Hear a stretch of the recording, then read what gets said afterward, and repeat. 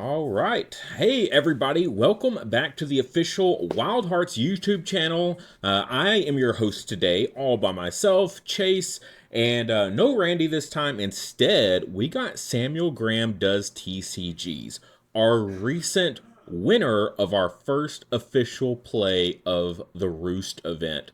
Samuel, how are you doing, sir? I'm doing pretty well today. Excited having just wrapped up the Roost. Uh, got was a little delayed getting my gameplay video so people could see what crazy decisions I was making from my hand. But other than that, doing pretty good. Awesome. Yes.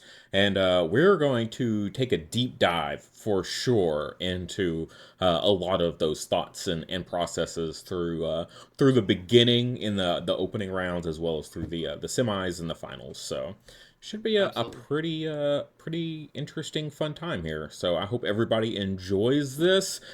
Feel free to post in the comments below.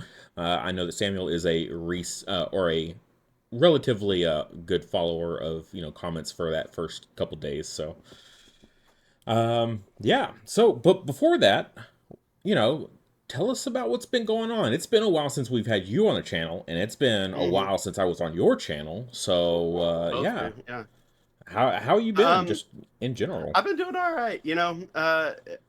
I always feel like it's a cop out answer, but it's also true. Everything's just been kind of no major ups, well, I mean, I guess the major up being winning the Roost, but for the most part, no huge ups or downs. Just kind of living life, enjoying it. Nothing too wild. Gaming where I can, but been pretty busy. So I outside of the event, I haven't gotten to play much Wild Hearts. But I'm excited to get more cards in my hands so I can make the kid play with me too. For sure, yeah. And I mean, shipment should be like literally any time now. So I'm excited. yes, we're so close. We're just right there on the cusp of people finally getting cards in their hands once again. After it's Yep. been a year since our last, our the foundations event that we had, which was literally just the foundations of the game, getting in Mm. people's hands. So now, Hard to believe it was finally, that long ago.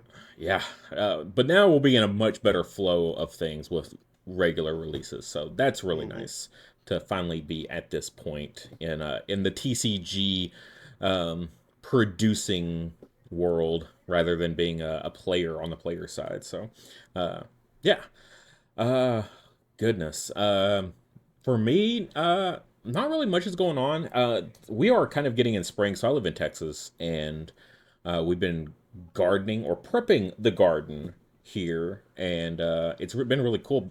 Honestly, driving to town every day to take my daughter to school, and like Mm. everybody's getting gardens. People that I've never seen have gardens are now having gardens. So like, this is the year of gardening, it seems. So Nice. Love it. and my hands are killing me because of it, like using the hoe and the rake and stuff, and it's just like the inner palm right down the middle is just whoo, it's rough. So I'm definitely a content creator and card game player through and through, because whenever I get in the garden, oh gosh, I gotta take a break like every few minutes. So uh, Yeah. but it's very fulfilling, so it is pretty cool. What are you growing? So we just put in our tomato plants for the season.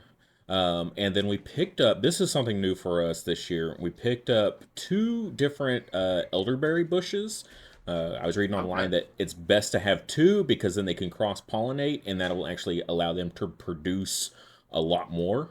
So we're going to get those in the ground. All right. I was clearing out a spot this morning to start digging, and yeah, I didn't get very far, but uh, soon, Hey, baby soon. steps. Yeah, every day, just a little progress, a little more. I mean, it's Texas. We're in March, and like we're already in the upper 80s here, so it's gonna be a hot one. Yeah, Yeah. I have family in Texas. I hear about it. yeah. All right, but yeah, enough about that. Let's start picking your brain. So tell us about your experience just in general with the Roost event, the with the online using Tabletopia and all that. I always had a hard time just something about, I guess I got used to the interface, but I always have a hard time playing what is intended to be a physical game on like an app like that. I got used to it to the point that honestly, I think it's gonna be weird now, going into the next event when it happens, being a webcam event. Like that'll have its whole new set of challenges and learning how things operate and everything. Because it's been a long time since I've actually played a physical webcam game either. Um, I mean, really back in the thick of when COVID was Hmm. firing off hard and people were like legitimately shut down. Yep. Yeah. Um, but yeah, I got you once I got used to Tabletopia. There were still things that I would forget or couldn't figure out hotkeys and stuff like that. But um, once I got into it, it was cool. I enjoyed having that available as an option. I'm glad. Glad to see it, and I watched it, right, streaming all these games, to see people's progression just using the simulator.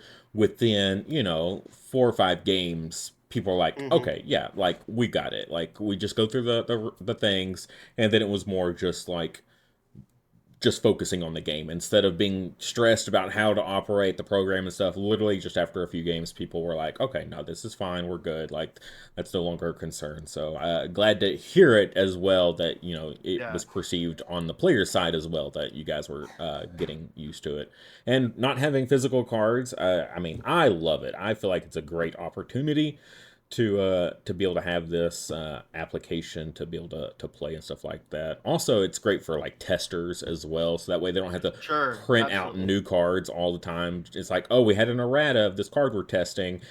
Gotta go print it again. It's like, nope, nope, Nope, it's just update it. yeah, Yeah. just update it right there in the app. So, yeah. But how about the rest of your tournament? Just the tournament in general. How about that? I had a lot of fun with it. Like thinking from the perspective, I got to play a mix of people that I had played before and people that I hadn't. Um, actually, my whole pod for the round robin portion of it were all people that I hadn't played. Stacy, AJ, and Gareth. Um, and amazingly, that was really my first time actually talking to Gareth. As much as we're both in the Discord all the time, we just hadn't really interacted up until that point either. So that was nice having that opportunity to actually, meet him and actually chat while we were playing and all that kind of stuff too. Um, but yeah, so it was nice to meet those folks. And then getting into the semifinals and the finals, I had two familiar faces from the Midland Showdown, um, with JJ and Simba, both of which had beaten me in the Midland Showdown. So I was very nervous going into both of those matchups because I was like, oh no, these were the two folks who did take me down. This is going to be tough. Yeah, your redemption arc was huge in the tournament for sure. Like just seeing it all play out and just like flipping what had happened before, just completely reversing it. That was cool. And Yeah. yeah, I'm glad you got to be able to play with Gareth. It's cool that he was able to be able to get the time in to play with everybody. That was really really awesome. Hmm. Because he doesn't get to play much, so it was really cool to see him Yeah. getting in there, get to play with the fans and stuff like that. So and clearly it was appreciated. So Yeah. that's great to hear. Oh man, so what was your thoughts in the round robin versus like your feelings and thoughts when you made it to the semifinals, right? And you're starting to play those people that you had played before in the previous tournament and stuff like that. Because I feel like it would probably be a pretty big difference. Before, I would think like round robin, you're like, oh, it's kind of casual, just playing to have fun, and then you're like, oh wait, we're in the finals now. Like we got to really really buckle Really down. have this up. Yeah. I mean, that's absolutely true. I mean, uh, and I would say there were pluses and minuses to the round robin portion too, because again, I didn't know these people, um, or how they played the game, or exactly how they would approach it. Everybody was great. To your point, casual, friendly, like just slinging cards, basically. Not much different than playing with somebody at a kitchen table. Not that JJ or Simba are not that, but it does change a little bit once you're into a, oh, if I lose this, I'm out, like it's over. Yep. Um, so there's always that little hesitancy of, okay, somebody I haven't played before. I don't know exactly how to handle this yet. Um, both from the gameplay perspective and just kind of learning exactly uh, who to. I'm I'm I'm a nonsense kind of person. I'm joking around.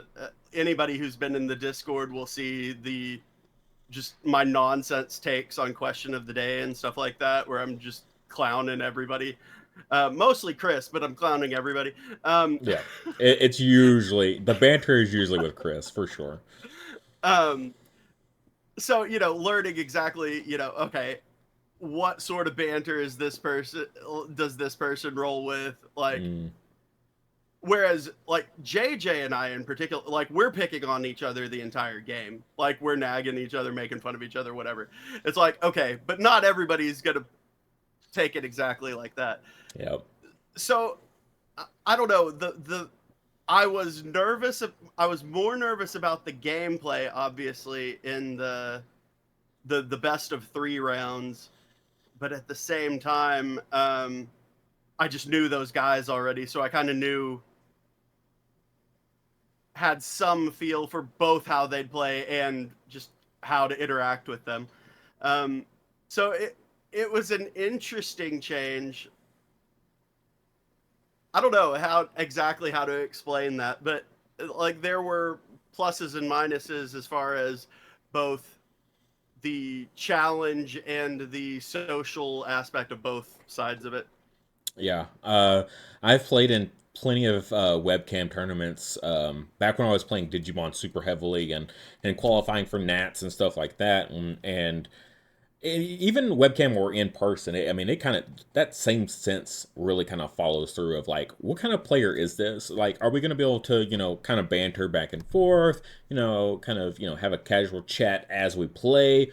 Or am I playing the person that's Mm-hmm. like, they are there? Like, they paid money to enter this tournament, or they paid, money for a hotel and to fly in to play in this tournament. They are there to lock in, and they are there to try their best to win this whole event, Yeah. and they don't mess around. They're not there to joke with you, and they're super serious. And like, I understand, like, if I was to spend that kind of money, I get it, like, for sure. Okay, like, I'm not gonna fault anybody for taking it super serious. But for me, because I don't go to those types of events, I don't have the money to fly in and stay at hotels and stuff to play.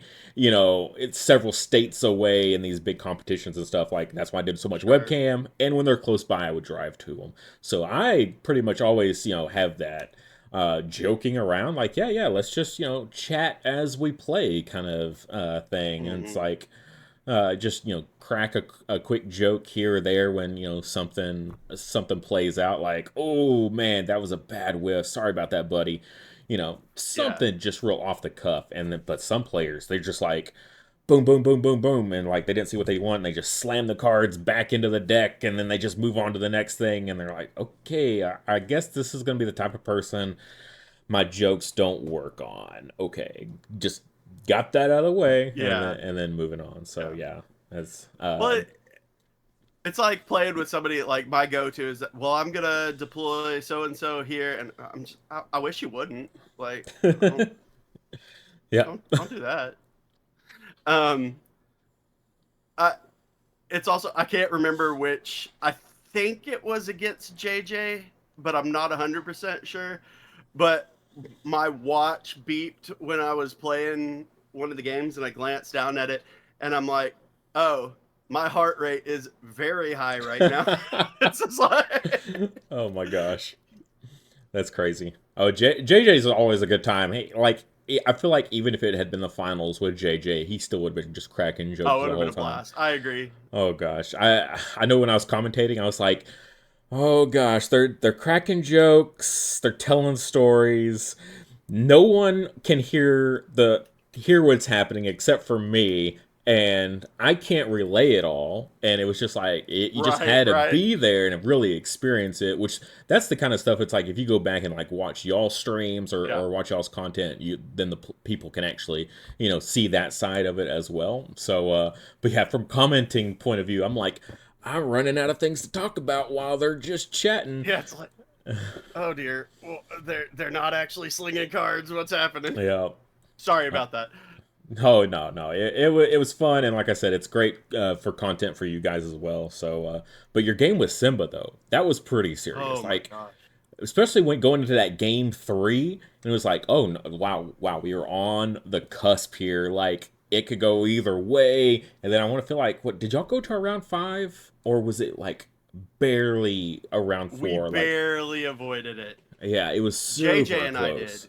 Yeah, But yeah, we almost went to around five in at the end of that one too. Um, but yeah, no, and I'm sitting here thinking because it was the same way as the Midland Showdown. He had rocked me round one or game one both times, and my, in Midland I returned to the favor round two. Our round two game here was really close, so I was sitting here thinking, oh no, I don't have nearly like the moral edge or whatever you want to call it, like going into this one. Oh no, this yeah. is this is going to be worse than history repeating itself. Oh no. Well, I was told though that you practiced actually a whole bunch, like right before that Well, final. so what I had told, well, it was one of those things where I specifically wanted to get games in. That week was a monster of a busy week, so I didn't get to play a whole lot. But what I did do was every time I had a second to pull up the Wildhearts TCG website and just flick through the deck builder, basically, I was reviewing cards that I could be up against near constantly for the week going into it. Dang. So I was like, okay, I know I may or may not be able to get game reps in, but I'm going to be looking at these cards. I'm at least going to go in and see what I'm dealing with. Um, so that was a big part of it. And then honestly, like getting judges decreed that first game um, was tough. And there were a couple of things like, you can't completely avoid um, the drill attack and stuff like that. But like there were just some of those combinations of things going into the judge's decree that was a trouble. And I was just like, okay, we're not gonna lose the same way.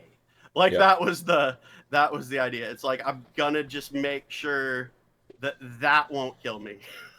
Yeah, I mean, and even during the like commentating and stuff, at the time I didn't really notice. I was like, why is he deploying there? Why is he making those plays? Oh, Talking about you, uh, and then after it's like, oh yeah, he was dodging the judge's decrees. Like he had to deploy in a certain way to prevent the judge's decree from just crushing him again. And like you played the rest of the match with that in mind, and then I was like, okay, now it all makes a lot more sense. Making those plays and stuff like that. So yeah, that was definitely a yeah, good that's call. exactly what was going through my head is okay, how can I deploy familiars? How can I get stuff down? Even in some of the smaller, tweaky movements of the allies, it's like, okay, where exactly do I need to be that he can't just deploy and win? Yep. Yeah. Well, I mean, So you that was clearly definitely clearly were making the right plays there. So it was I mean, I was second guessing myself a lot for sure though. It was definitely one of those things where I'm like, okay, this is the right play because of that, but is it really the right play? There was definitely some, oh, I don't know about this, working itself into the whole thing. But nice. like you say, it clearly worked out. But there was some sweat. Oh yeah, absolutely. Like I could just feel the tension. Like sometimes y'all would have these like long pauses, and it was like just doing the mental math and just doing that whole meme of like of the math Yeah. flying at the screen, and we're just like, oh yeah, they're really calculating like several like actions ahead of what could happen, and then like what's the path of I don't want to say like least resistance, but the lesser of two or three evils Yeah. kind of situation. Yeah, and there was definitely a lot of that. This is random. It also kind of goes back to talking about the long pauses, but also, some of the chatter going back and forth that you can't necessarily reflect all of it.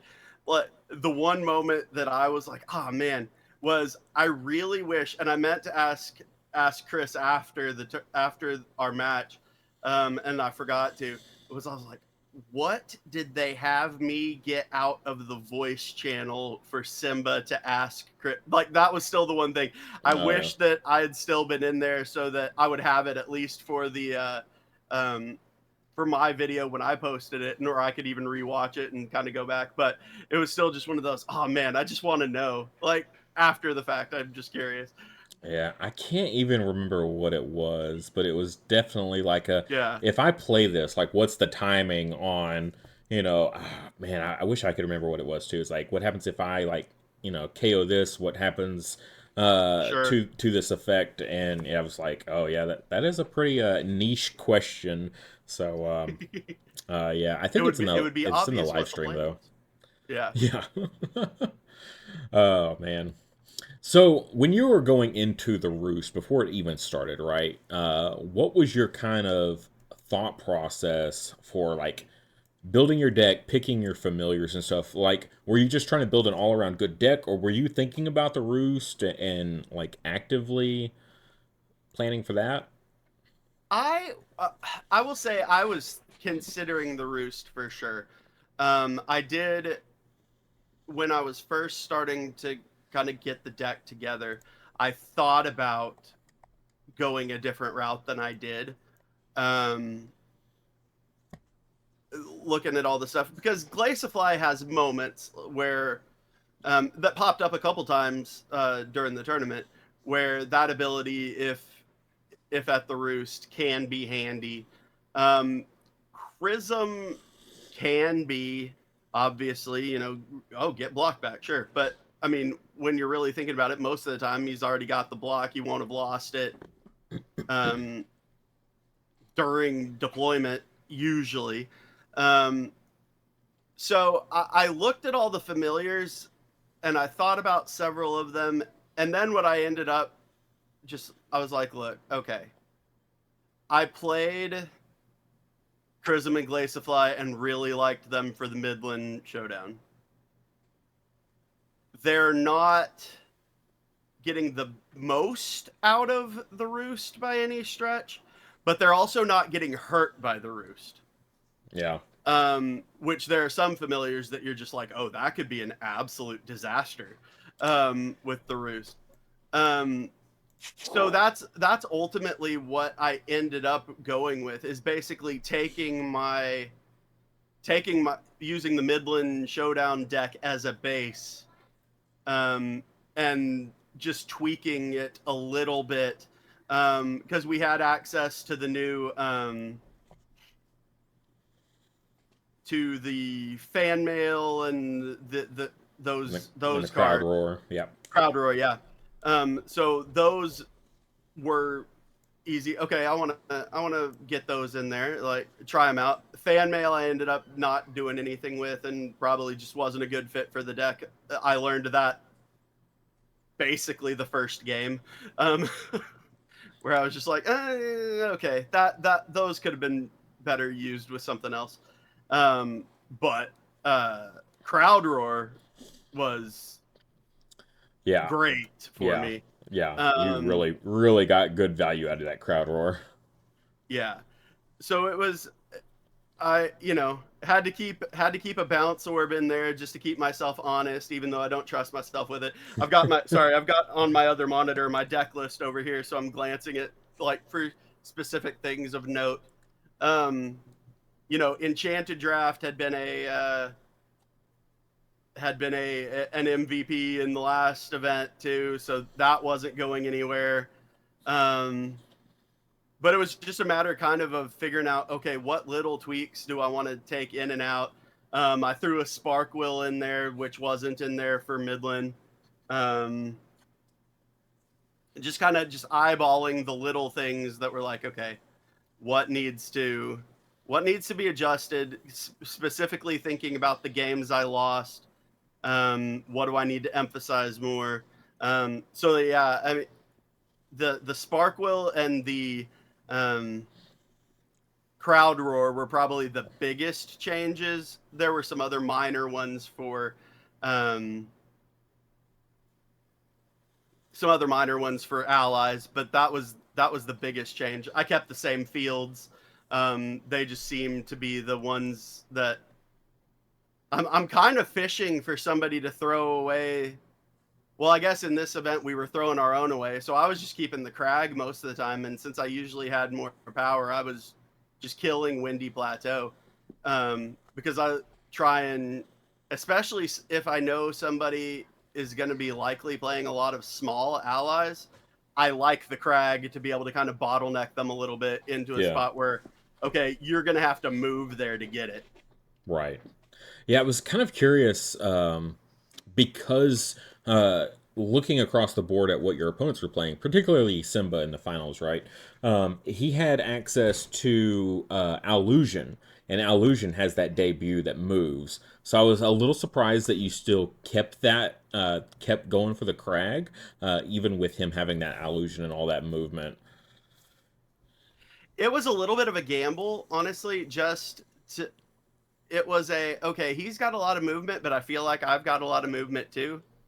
Mm, Um, it was just sort of a, I think I can outmove him if I need to. Um, I'd rather have to think about, okay, whatever Allusion can do, um, versus, okay, he can just play something straight there as an ally. Um, so yeah, it was definitely a roll of the dice, and uh, maybe a little bit of an unwise one on the front end, yeah. but it was just gambling on, I think I can outmove him. That's true. I mean, you were playing Might Special, so I just flashed them up on the screen. But yeah, pretty much Yeah, every game you were going Stealth Amulet support or Take Flight support, or even just playing a Take Flight. Yeah, you definitely had access to way more movement than Simba did, and that illusion that only gets that debut, right? So it's only for future turns. So round one, can't do nothing about it, right?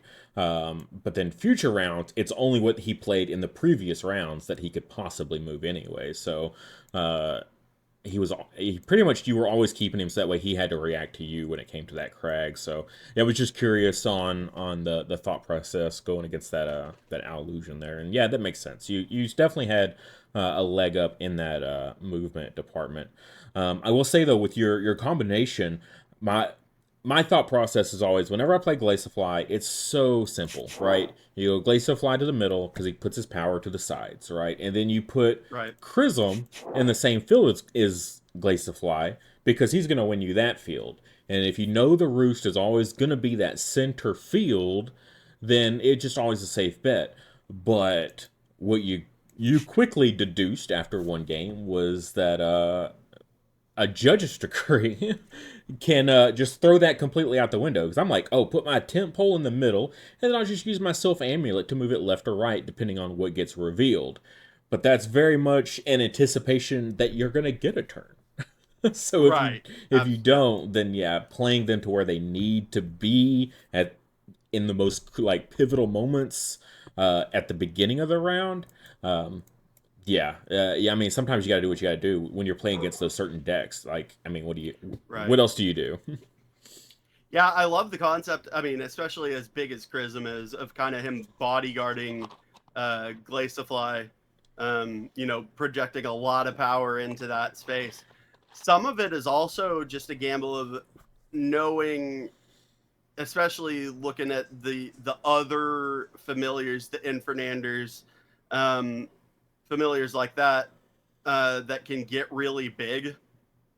Um, Sometimes it's okay, let's see where that guy goes, especially in a situation where I've got allies on the board too that I can kind of shift around and try and match Chrism to Infernander, so that way he's, if it's in a somewhere next to Glaciifly where Glaciifly is projecting power at scoring, that even if only one of my familiars is physically there, he's having to deal with both of my familiars Yeah. essentially. Yeah. Yeah, that Infernander in the Roost is just so strong. Oh Uh, yeah. so when looking over your deck list, since you've got it there, um, Yeah. what would you say was the MVP of the whole tournament, and what was the one that you really didn't get much value out of? You know, it feels a little wild to say this, uh, just because it's such a good card. I feel like as much as Enchanted Draft, I like it, still did some good stuff for me, but I kind of feel like it was the one that whiffed a little bit more this time, that I went in Mm, expecting big things from, and I just had a harder time hitting. Um, you know, obviously I got some VP and I got some power out of it, but not quite as strongly as I had in Midland. Not to say it would, if I built another version of this deck, Enchanted Draft is still going to be in it. Like, it's not one of those, yeah. oh, you're in card jail now. It's not a Right. situation like that, but it definitely is one of those that I found more disappointing in how it ended up playing out. Um, MVP though, I'm kind of looking at, three, um, Dang. that all were pretty strong for me. Um, so I'll narrow it down. Actually, okay, I'll give you the two, and then I'll give you what I think was actually my MVP. Uh, oh no. Well, strength training, just because it's a zero cost that boosts power easily. Yeah. Um, I also noticed giant growth as I was saying that, and I was like, oh, I wasn't even thinking about you. Giant growth, you've always got to talk about too. Um, Crowd roar was huge, that we've already talked about.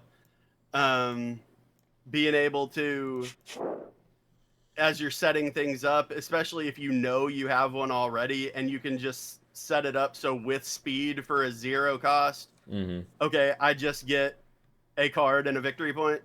Okay, Yep. Yep. done.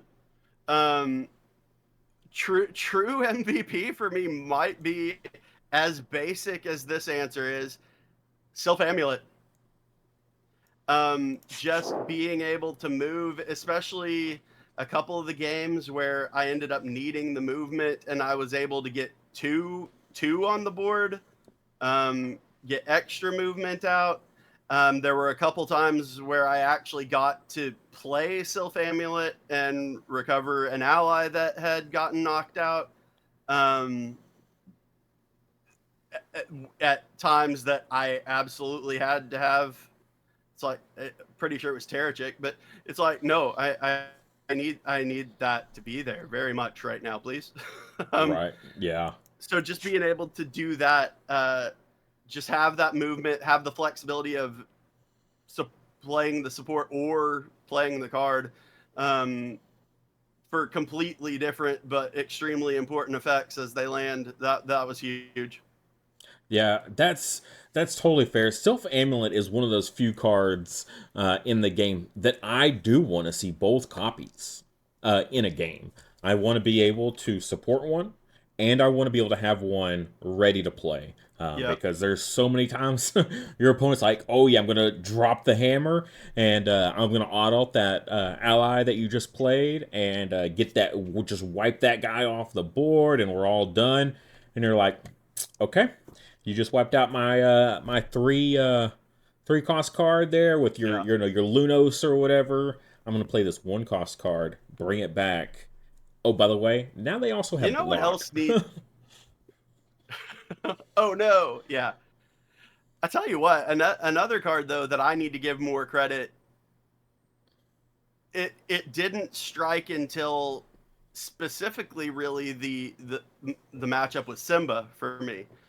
So the finals, but the massive reset spells I was able to get against him Mm, were were huge too. Being able to reset, I think this was that. I think it was the last game too. I think it was game three, where he had built up three of his creatures super powerfully, but he didn't have his, and I forget which one it was, but he has a support that was able to give block, and that was the only game he didn't get that support out. mm. Um, so his Infernander was getting too big, um, but he had a couple others in the same field as me that were getting big too, and I was able to knock 8 power off of him there.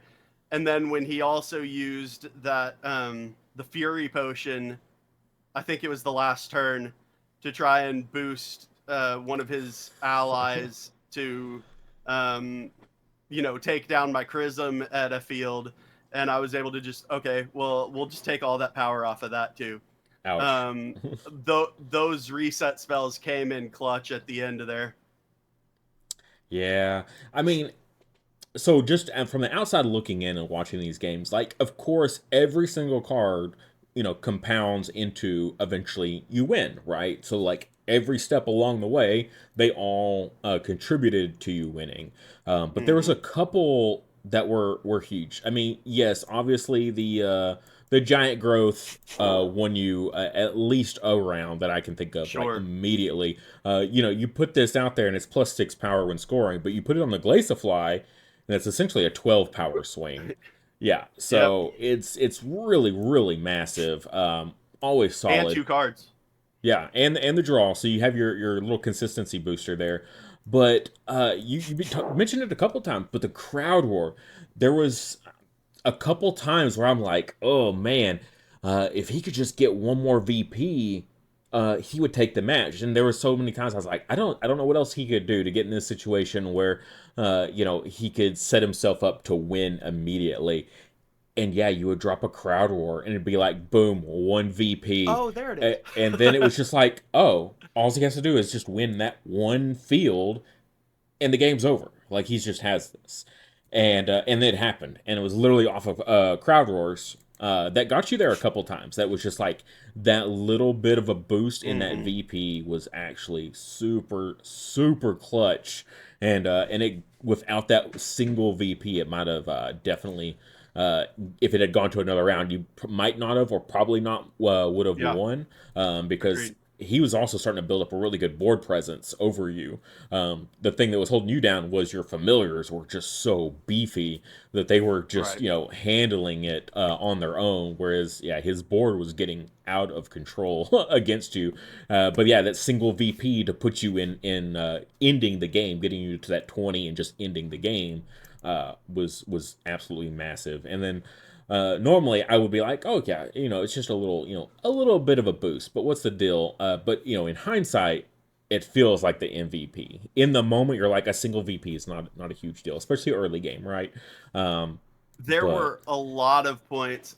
There was one, I think it was the second game with Simba, but there was a point that I played a enchanted draft, desperately hoping for 2 victory points out of it, and I got one. mm, And it was like, oh, that two would have. I mean, yep, I think whichever game it was, I ended up pulling out. But I was like, oh, if I gotten two, I just iced it. But yeah, so, I mean, that just goes to show the crowd roar, just being able to. Okay, I play this when I know I'm at least winning a field. I'm at least getting a victory point. Um, yeah, that was one of those cards that as soon as I saw it and knew it was going to be available, it was going in my my might deck. Like that's just going to be yeah. a thing now.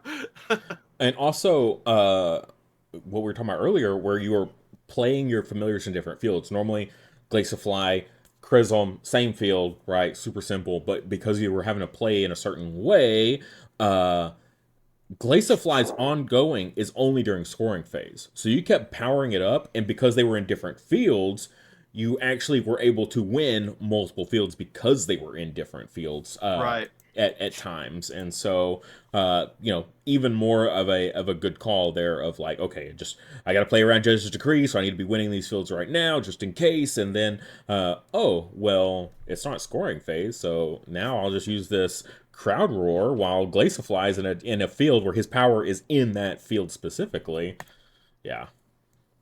Yeah, that was one of the things that I kind of had to clarify very quickly. I was like, does this work the way I think it works? Yeah. And was very happy the answer was yes. Oh, but speaking of outside looking in, right there in the middle of the screen here, a terrible duo for you. It was Oh man. crazy watching you bounce orb your own Terrachik. But again, those couple VP is what got you there. But in the Right. moment, I was like, how many times is he going to bounce orb his own Terrachik? This is crazy. But it lets you seek, it lets you dig there, and then gets you that just that little bit of VP. But I mean, it was costly VP, right? Because you had to play the Terrachik for one, play the bounce orb for one, replay the Terrachik for one. Like it was a lot of Right. resources going into a single VP there, and yeah, everybody looking in, we're just like, these are some odd, questionable plays here. Well, especially since, again, thinking back to Midland, I mean, bouncing a Terrachik is what lost me the first game against Simba in the finals there. Um, so there was always hesitation. Like I make the joke, I don't trust bounce orb anytime somebody says, what's the worst card out of these and bounce orbs in there. I'm gonna say bounce orb, even though it's also gonna at least be a one of in my deck. Like because it terrifies me a little bit having been bitten by it, but sometimes I was just like, I need to get that incremental VP. Um, I'm confident I can get this Terrachik back out, so let's try it. Yeah, yeah. Oh man, crazy, crazy stuff there. Oh, looking down the list here though, yeah, nothing else is. Tortu's a monster. Love Tortu. Thank you, thank you for putting some respect on the Tortu, because I'm gonna call you out on this, JJ, because I know you don't watch these because you said it yourself. You don't like long form content, but I'm calling you out. He doesn't like the Tortu. He says it's a bad card, and I disagree. I mean, 5 power on a 2 coster, which just looking at all the 2 costers in the game is pretty uncommon. Even in Might, it's one of only two, and for having that debut gain block, that is just gonna stick there for pretty much the rest of the game. No, they're not gonna put in so much effort to remove your Tortu. So it is a permanent fixture of 5 power. I adore the Tortu. I think it's a solid card. I think I could see how somebody might look at it and be like, well, that's kind of boring. Yeah. Maybe, but bad. I can't get there. Yeah. Yeah. There's a lot of cards in the game that it's like it's fairly a simple card, right? Sure. But it's greatly appreciated at the same time. There's some stuff like strength training is one of those. It's like +2 power. Wow. It's like +2 power also takes up an action. So you can kind of wait to see what your opponent does. You play it on a guardian, or you play it on ally to give yourself that guardian. We are just talking about the Tortu. It has block, right? And I mean strength training that Tortu. Now it's blocked guardian 7 power. It's such a simple card, but so greatly appreciated. We were talking about cards, behind the scenes of cards that are going to be coming out, and it Mm. was just like that card's not exciting, and I'm like, I don't know what world you're talking about. It might not be exciting, but I can't wait to put it in my deck immediately because Not of how every card solid. has to be exciting. Yep. Like that's the thing. Like I think of other cards too. Um, there is sometimes a lot of beauty and strength and simplicity. Thinking about Tortu, thinking about Ignition. there on screen off to the side. Like Yep. it's got a decent ability boosting your familiars. It's not huge, but it's a one cost for two that also gives some to your familiars. Yep. In again, thinking about the strength training and uh, anything really boosting Glaciafly, if you're playing Might Special with Glaciafly, okay, you've basically boosted Glaciafly by two the way it projects its power out. Right. Um, like there are a lot of very simple cards that are extremely useful and helpful.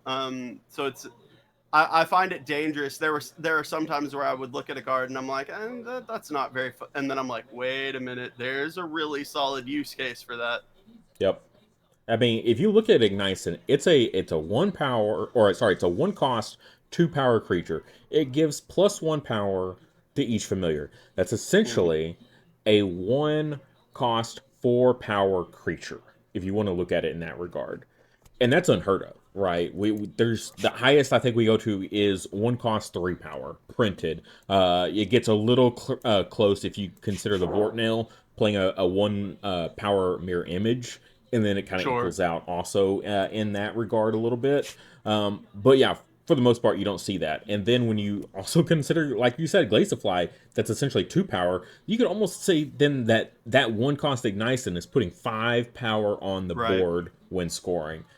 Such a simple card, and then Mm-hmm. but so it can be so impactful, and that's the case for a lot of. I mean, now we're just tooting Wildhearts horn here, but I mean, let's be honest. Like, there's so much of this game. Like card, every single card. Like, there are moments and there are places and in certain decks where you're just like, wow, I thought that was just kind of a bland card, and now you got Right. me like thinking, oh snap, that's how I can get fantastic use out of that.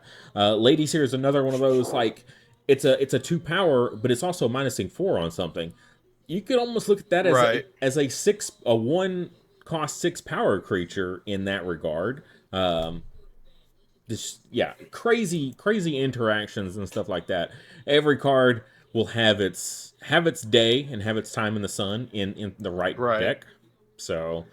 Well, and it's yeah.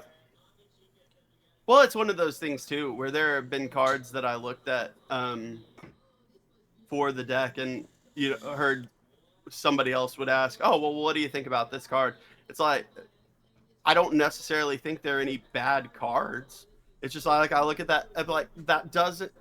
I don't think it's good for my deck, or I don't think it's good for my play style. I don't think there's any card that you can flat out just look at and say that's a bad card. Yeah. Yeah. No. And Like another. actually, a great example is in the Midland deck. I had Warder, and I think I played him once. Um, I think it was the very first match I had, um, and then just eventually realized I don't. I just don't think this card's my play style. I don't think it's a bad card. It's just like that's just not my style. Yeah, and it's of course one of those. I mean, every card will not every card, but some cards will have those niche like I want to put it as a one of in my deck because whenever I play against certain types of decks, then this will just be an absolute blowout, right? Turning off ongoing Yeah. effects like the Enchantress, right? Losing its ongoing, having all that bonus power there. And it's like, oh, my, eight power Enchantress is now zero power this round. Yeah. And you just slam down a five power creature. So, like, it might not always have those uses. Like some cards, it's like, oh yeah, Tortu. I'm just putting five power on the board, like, and it Right. has block. Like, cool. It'll. I can always play this card, and it'll always have value for me. Whereas other cards, it's like, well, you gotta play them more tactfully to get even greater value. Like five power on the board is great, but Warder's also five power, and if I can turn off, something like an Enchantress, it's a huge power swing Sure. in my favor. But at the same time, if you're not in those situations, then yeah, sure, it might not be like that. But Right. uh, I love Wild Hearts in its mentality of not printing vanillas. Like even the cards that it's like the at the most basic level are still Has good. some, Yeah, yeah, they still have some use somewhere. ignition. Yeah, yep. As usually that is usually one of our biggest examples of uh, the most vanilla air quotes card in Wild Right. Hearts. You know, you could maybe consider to be the Ignice, and it's such a simple thing. But again, like we already used the example of times that it's just like, whoa, okay, maybe it's Hmm. not quite so. Uh, you know, it's still simple, but it still has a huge impact. So Sure yeah, enough. love to hear it. Any closing thoughts here at the end about your experience, about your deck, anything like that? I actually just had one more thought, glancing both at my deck and kind of seeing you scroll through the cards. A card, especially against Simba, that I thought I would use more and then just didn't ever use was Sunistic.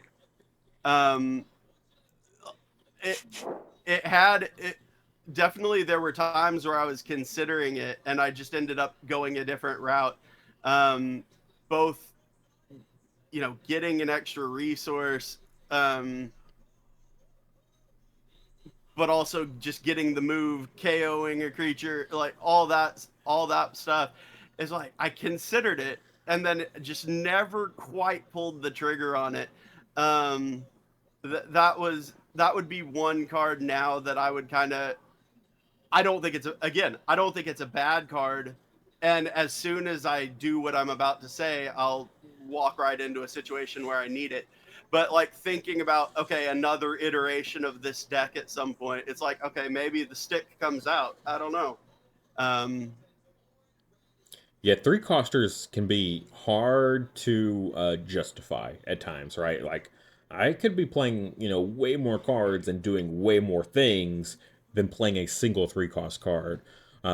But man, sometimes you'll just be in those situations. You're like, oh my gosh, like what is it? Windy Plateau is active. I don't have anything over there. My Chrism is in field 3 and I need him to be in field 1. yeah, That yeah, Infernander's over there unprotected and you're just like, boom, Sune stick, move over, yep, knock him out. I win the 5 VP yep. field. Like, yeah. I mean, there's definitely those Well, and then instances. the same can kind of be said of Volt Rock too, another three coster that can go wild again, especially on a Glaciafly build. Um, I don't feel like I got quite as much use out of it this tournament as with the Midland Showdown. Um, Not in a bad way. It was just kind of trying to find, okay, how am I going to handle this specific situation? It ended up getting sidelined a little bit more. Um, but I also, I don't know that I remember, I believe it was in one of the other Tamer talks that you mentioned, um, not liking to go one ofs. Those two might be cards that I would go to a one of to get a different two of in. Yeah. I mean, there are, as much as I don't like it, it really is kind of dependent on certain scenarios. Like Yeah. some cards are like Warder, maybe not a two of, but if you have enough, depending on how you build your deck, of course. Like if you're doing a lot of seeking and like cycling through your deck either with like an Alistair's guide or like a doubling cube, something like that. So you got a decent amount of like dig through your deck to find the cards you need. Mm-hmm. Then I don't mind one ofs, but they are a little bit more rare. Surprised to hear about the Volt Rock though, because Volt Rock's such a simple. You don't have to worry about what your opponent's doing. Usually, it's like I got 4 creatures, like I can play Volt Rock and get maximum value out of it. I like to play it with the Kindolf. Of course, I like to play with the Kindolf, but That makes sense. it's another Tamer card that I get to target my Wolf with, and often my Wolf gets up to the +10 power, like pretty much every game that I play it in. So even being able to use the block on it and then using the other power elsewhere is still appreciated. But that said, I've also been in situations where my opponent is just keeping me on the back foot the whole game, and I don't have that opportunity just to slam down a Volt Rock for value. I'm having to Yeah. react to everything that they're doing, and I don't have that offensive like, oh yeah, I'm in a pretty comfortable position. I'm gonna play this Volt Rock right now. Like sometimes it just doesn't pan out. That was more the situation I found myself in, having to play a little bit more defensively whenever it kind of popped up as an option. I was like, ooh, I really want to do that, Yeah. but I also kind of need to squeak out some of these 1 and 2 cost things instead to Yep. keep rolling. Yeah, it's like I would love to put that 4 power on my Glaciafly, but my Glaciafly is out in the open with no Guardian right now. Like, do I Absolutely. really want to do that? Probably not. So yeah. Yep. 100%. Well, Samuel, it was great to chat with you again. This was It's absolutely a pleasure. a really fun video just to chat. I love chatting with people about Wild Hearts and stuff like that, especially people that I don't get to chat Wild Hearts all that much with. Sure. Me and the staff members and stuff like that. We all know our takes on a lot of the ins and outs and the cards and stuff like that. So sometimes it's just nice to get that fresh point of view and that fresh face and that fresh conversation. And yeah, and this was definitely one of those moments where I really appreciated it. So thank you very Absolutely. much. Oh, thank you for having me on to come chat about this. I always enjoy getting to chat with you, and just I've really gotten to where I'm excited to have more have physical cards in hand. Where, like I said, I think my kid would love the game, but I've got some other friends too that I just want to slap decks in front of and sit down and play. Because as like at first, I've said this a few times.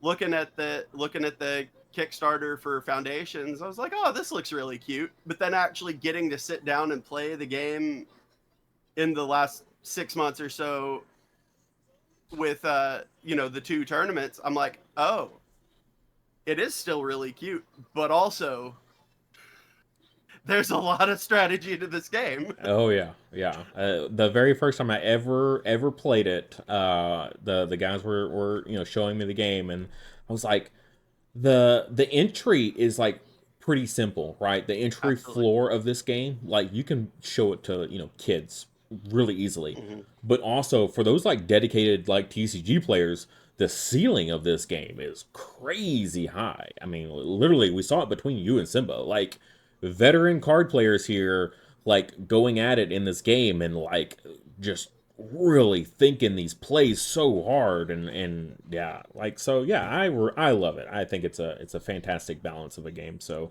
really I'm a really fan. happy that you're gonna get your cards soon and be able to share it around with more people and bring more people in the community. I hope if someone is watching this and you're this far into it and you haven't joined our community yet, please do, because clearly if you watch an hour-long video, there's something about it that you like. So And you can get to see me trash talking bounce orb some more in the Discord too. So definitely hop in for that at least once a week. at least once a week. All right, everybody. We'll see you next time. So